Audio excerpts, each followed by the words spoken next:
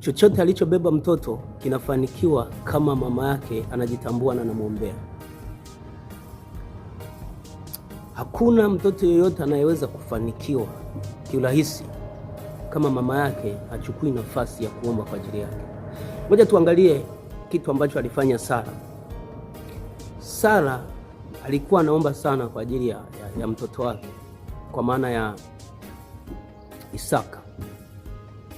Na yale maombi aliyokuwa anayafanya ndio yaliyompa kibali kwa Mungu. Hata kila alichokuwa anamwambia Ibrahimu alikuwa yuko tayari kumsikiliza. Mungu akamwambia Ibrahimu, atakachokuambia Sara ufanye. Angalia kitabu cha Mwanzo sura 21 mstari wa 8 mpaka 13, anasema mtoto akakuwa akaachishwa kunyonya. Ibrahimu akafanya karamu kuu siku ile Isaka alipoachishwa kunyonya. Sara akamwona yule mwana wa Ajiri Misri ambaye alimzalia Ibrahimu anafanya dhihaka. Kwa hiyo akamwambia Ibrahimu, mfukuze mjakazi huyu na mwanaye, maana mwana wa mjakazi hatarithi pamoja na mwanangu Isaka. Na neno hili lilikuwa baya sana machoni pa Ibrahimu kwa ajili ya mwanawe.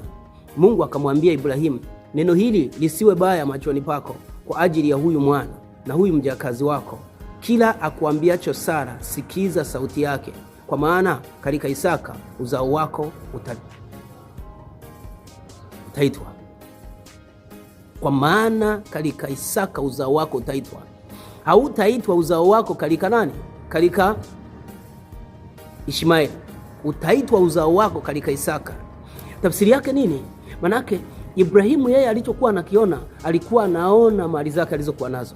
Alikuwa anaona ng'ombe aliyokuwa nao, alikuwa anaona mbuzi aliyokuwa nao, alikuwa anaona mashamba aliyokuwa nayo, alikuwa anaona watumwa aliyokuwa nao. Kwa hiyo akawa anawaza, mali zangu hizi nitawarithisha watoto wangu, na watoto wangu nilionao ninaye Isaka, ninaye Ishmaeli. Lakini Sara anamwambia huyu hatarithi na mwanangu.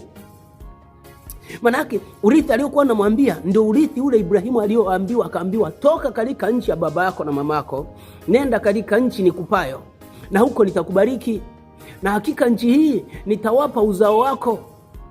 Lakini hii siri ya nani atarithi haikumfikia Ibrahimu kwa urahisi, mpaka pale Sara alipokuwa ameomba. Sara akaambiwa, mtoto wako huyu ndo atakayerithi. Huyu alikuwa ni Roho Mtakatifu, hakuwa Sara aliyekuwa anaongea.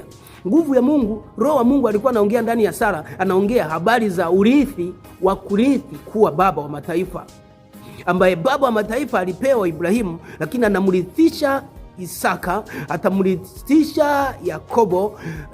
Huu urithi wote unafanyika mpaka kuja kuwepo Israeli, kwa sababu Sara aliomba. Haleluya. Kwa hiyo mama, usipoomba kwa ajili ya mtoto, mama usipoomba kwa ajili ya hatima ya watoto wako, inawezekana mtoto akapindishwa hatima yake kwa sababu mama hujaomba.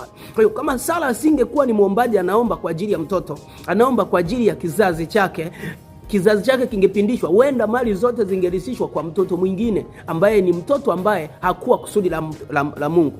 Kwa hiyo mtoto anaweza akapindishwa kusudi la Mungu lisitokee kwa sababu mama hujatambua nafasi yako.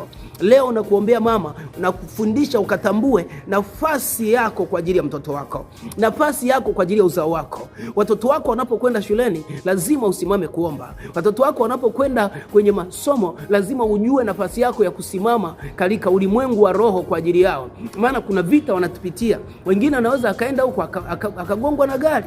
Sisemi kwamba kama umeokoka au kama unaomba mtoto aweza akagongwa, lakini kuna ajali zinazotengenezwa, na hizi ajali zinapotengenezwa, usipojua mama uombe kwa namna gani, usipojua mama usimame katika nafasi yako, ukasubiri tu baba asimame, watoto hawa hawezi wakapata nafasi yao ambayo wanatakiwa kupata.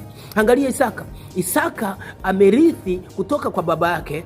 Isaka anazaa watoto, lakini watoto aliozaa yeye aliomba Mungu ampe mtoto, akaomba watoto wakazaliwa kwa Rebeka, lakini watoto hawa hakujua hatima yao.